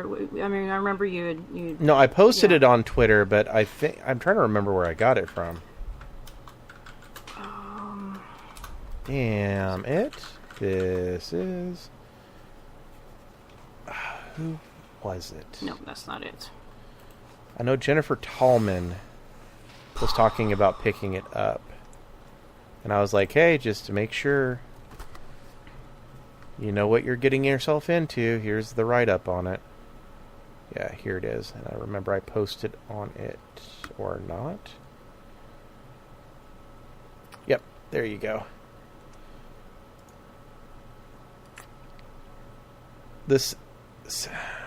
No, I'm pretty sure this was on their website. Because if you look at the description, the way it's written, it looks like it's from their website. But this is... Okay. This sensational succubus is willing to enter your dreams when you finish painting her every night, releasing your fantasies. Can you resist? Maybe you don't want. Figure in high-quality resin, 75mm. So, effectively, they're saying after you're done painting this model's going to give you wet dreams for the rest of the time. Which... is not as bad as some of the write-ups that they've had. And my daughter's sitting over there fucking giggling. Yep, she's mine.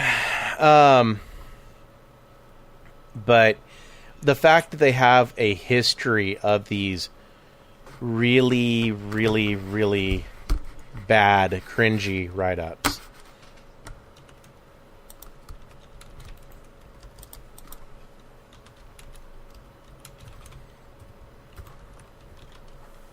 I have a fan of ours listening to some old episodes, and they're asking me, because I just told them we're recording 100, and they asked me if a couple people are in it, and one of the people I don't remember being in the podcast. We've had a few people rotate. No, that's... Does not look... Oh, it's a shot of the base, that's why. Did we have a permanent person on... No, I think I know who they're talking about. I can't... Can I link you in Skype? I don't think I can link it. What are you trying to link? Just Google Scale 75 and the SKU. And you'll get their website. I was at their website. It's not there. Dude, I'm looking at it. When I looked at it, the little blurb wasn't there. Oh, the blurb. Sorry. Yeah, I think... I'm looking at the... I think they might have actually listened and deleted the damn write-up. They don't have the write-ups for any of the other you're models right. either, though. That's what I'm saying. Then where the hell did this mysterious write-up know. come from? Yeah, Facebook? but there's nothing else on those. Maybe, I don't know. Anyways, the girls one, it's called, the Kickstarter's called Girls, Girls, Girls. By the time this is out, it'll be gone, or it'll be done. I don't know if there'll be any late backers or anything like that. But it's not that, I don't think it's that much of a discount on the busts. But it is pledged, it's funded by Sunshine Figures. It's their first creation, but this guy has been doing sculpting and casting and stuff for a while now, it seems. And some of their sculpts are really good. They don't have any cringy write-ups or anything, but it is girls, busts of girls. They have a couple of different collections. Fantasy World What? Huh? Well, I haven't had a chance to look yet, and our listeners won't be able to look per se. You can still how look are at they, the like, thing after the fact. I okay, I understand that we're an audio medium. How are they body structure wise? Are they It's actually like stomach up. Well, they're bust. I understand that. Okay, to ask it just straight up bluntly, do they have the same problem that most females have with miniatures with huge titties, or are they actually fairly well constructed? Some of them do have huge. Most of them have huge titties. Okay, so they're not as proportional as they could be. Yeah, but like the shapes are different for each, like, girl. It's not like one shape for so every. You got some conies, you've got some watermelons, you got some cantaloupes, and you got a couple of oranges? Okay. You know what's sad is that everybody honestly just understood what we just said. But they have a couple of different collections that they were coming out with. Is the Fantasy World collection, the Dino Huntress collection, the Witches collection, and the Velvet Squad collection. Honestly, I'm not too interested in the ones that were like just regular. There are some cool ones, but I wasn't really interested in the ones that were as the initial like busts. I was more interested in the unlocks. There's one girl. So one bust level was $49. Two bust levels $89. Bought separately, it's $98. So what? 98. Well, yeah. Anyways, 49 times 2, guys. I don't know. 4 busts was $165. 8 busts was $299. And then they had bust plus bases if you wanted, because they had special bases sculpted for these. But the girls in the stretch goals were the ones that were really interesting to me. There's Altea from the Fantasy World collection, and it's a fawn girl, and she's like a little fawn sorceress. And she has like one arm up behind her, like with a little wand sticking over her head, and then like one hand kind of like come hither type deal. Yeah, nice. And then the other one is Daphne the High Elf, also from the Fantasy World collection. Can you tell I like fantasy? I mean, seriously, come on.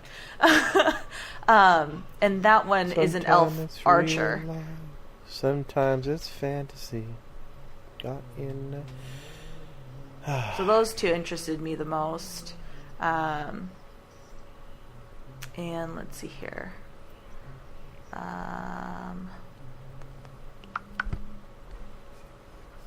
There were a couple of Kickstarter only busts, but that was like Altea and whatever.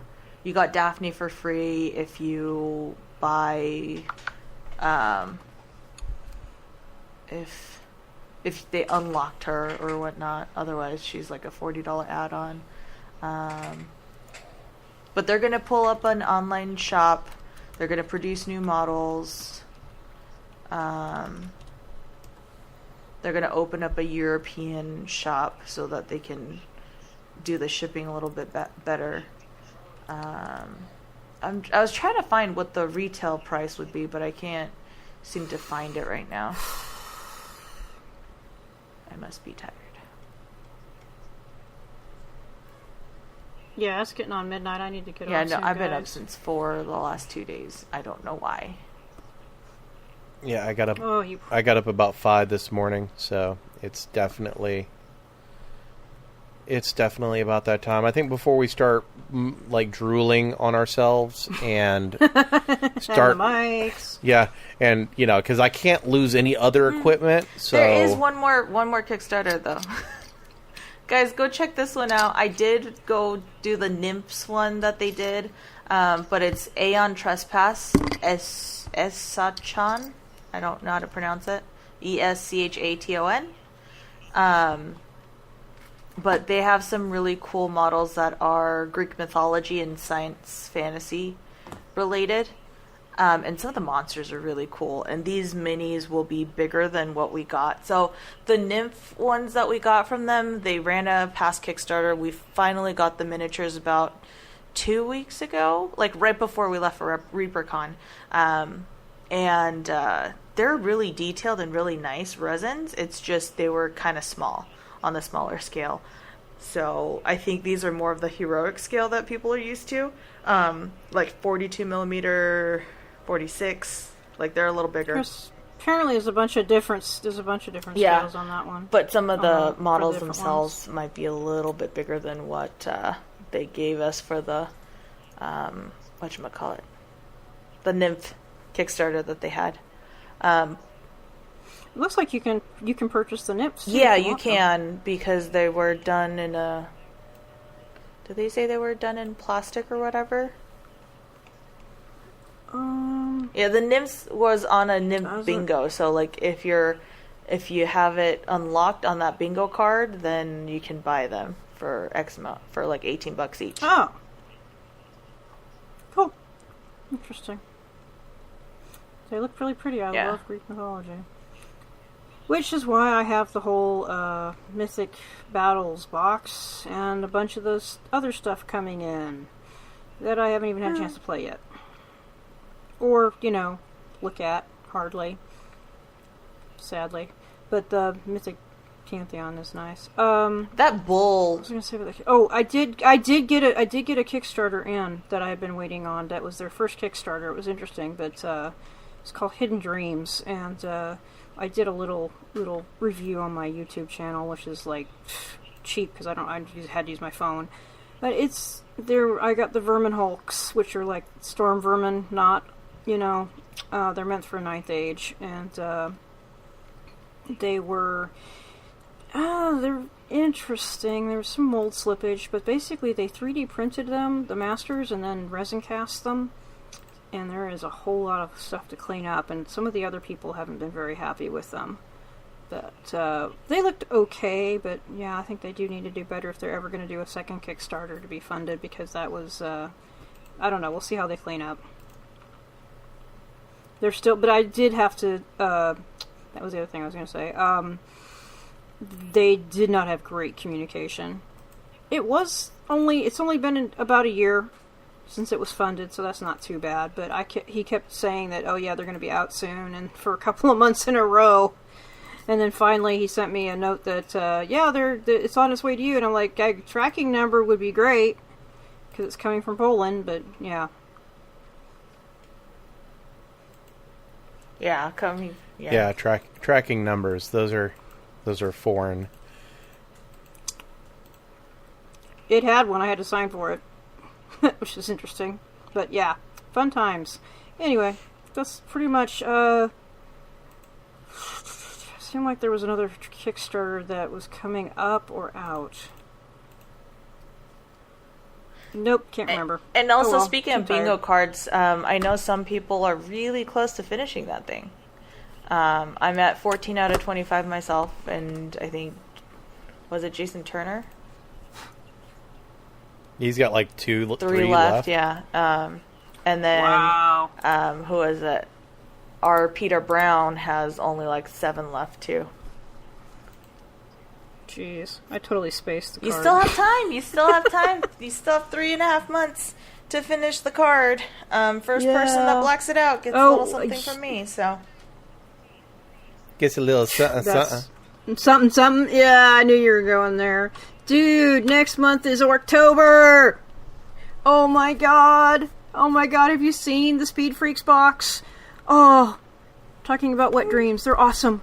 They're so cool. Did you say next month is Wettober? October. Wettober? October. See, we're going for October. Yeah, if you want to follow some cool shit, look on the hashtag October on Twitter and stuff. And some Instagrams. Lots of people are doing, getting lots of crap together. And hopefully we'll even get our fucking codex. Because, just no problem. Just keep waiting.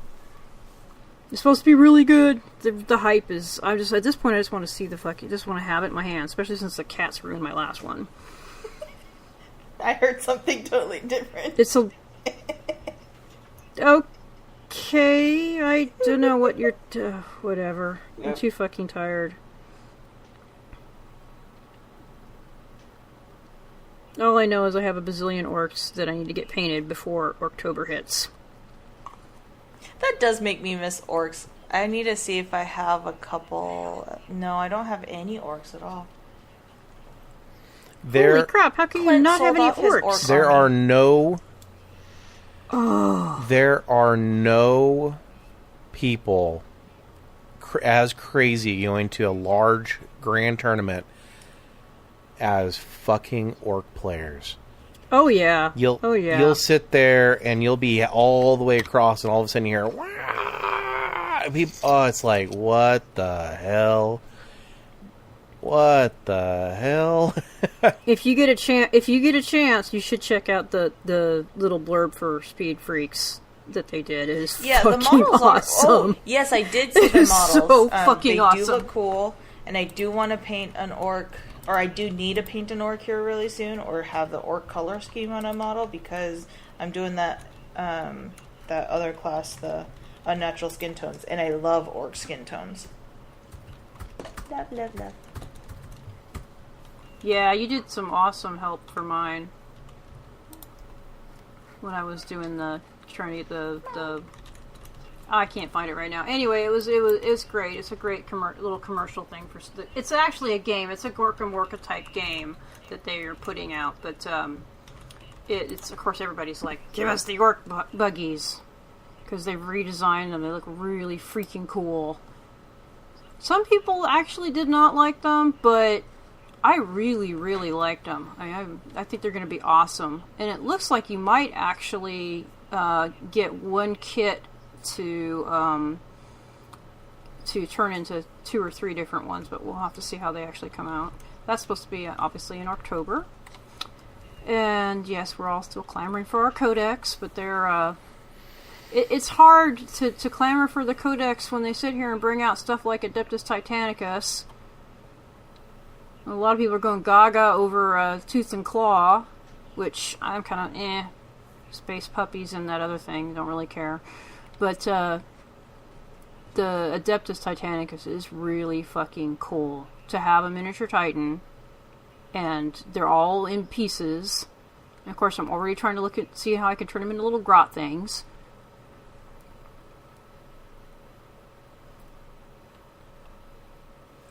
What else is coming out? They launched their Conquest, which is not available here in the US yet. That's the little painting magazine with a free paint sample and a free miniature. Or I think it's a paint sample. Anyway, Well, thanks, Amy, for teasing cool. us with something we can't have. yeah. Well, you and me both. I'm stuck. I'm like, oh man. A lot of people are getting those. It looks like it would be fun. It's like what what was before? What White Dwarf? Before White Dwarf, Visions. What Vision should have been. More about the, to get people into it and stuff. Into the painting and the actual hobby, but... Yeah. Alright, I think I'm talking in circles now, so I'm dead. I'm dead. You're dead. I'm dead. I'm dead. I'm gone. Dead and gone. All right. Everyone, thank you for joining us for this awesome, but not as awesome as it could have been, but whatever. Level 100. Dun, dun, dun, dun, dun, dun. Episode 1. Maybe we are tired. Episode 100. Sorry it took us so long, but, we're back. We're going to be getting onto our regular schedule with the UK show coming out, and then our show coming out, and we're also going to be launching more of the Just the Facts. And hopefully in the next month or two, we will have all the cool shit set up, and we'll be doing live streaming where you guys can call in and all that awesome stuff. Yeah, we'll also have Patreon only episodes where they're going to be the only ones that have access, and then we'll have every so often we'll have a full access one. So just keep your ears open and all that stuff. If you have any questions, make sure to give me or Yeji or one of us a buzz. Thanks for people that have reached out to us and were like, "Hey, what's going on? I miss you guys." We had a couple of people. Yeah, it meant a lot, and even the smartasses like Jason Turner and stuff. He's like, you could release a podcast every now and then. It's like, thanks, yes, but we apologize. Life just got way too busy. I actually should have sat down and recorded a quick little, blurb talking about what the hell's been going on, just to let you guys know, because I know not everyone follows our page, and if you're not, shame on you. Actually, I just went through my friends list and invited a whole bunch of people to come and follow Models Workshop. Surprisingly, how many people who message us quite regularly weren't actually following the page? I was like, really? Shame. Yeah, I saw that. I was like, what? Shame. Oh, man. It was pretty shameful. But if you haven't followed us, you can head over to facebook.com/The Models Workshop, and you can rectify that situation like right now, and you totally should. We're putting out a lot of really cool art. Other people's stuff that we see that makes us go, holy shit, we post that through there. We post little blurbs, we answer questions, and we're interactive. And look forward to a website upgrade, and it's models-workshop.com. And if you want to find all the cool places to find the podcast, you know, models-workshop.com/podcast, and it'll have everything listed there. Expect some awesome changes coming soon. Can't wait to do episode 101, Air Assault, and all that good shit. So thank you for joining us, and looking forward to recording another one for ya. Bye. Bye.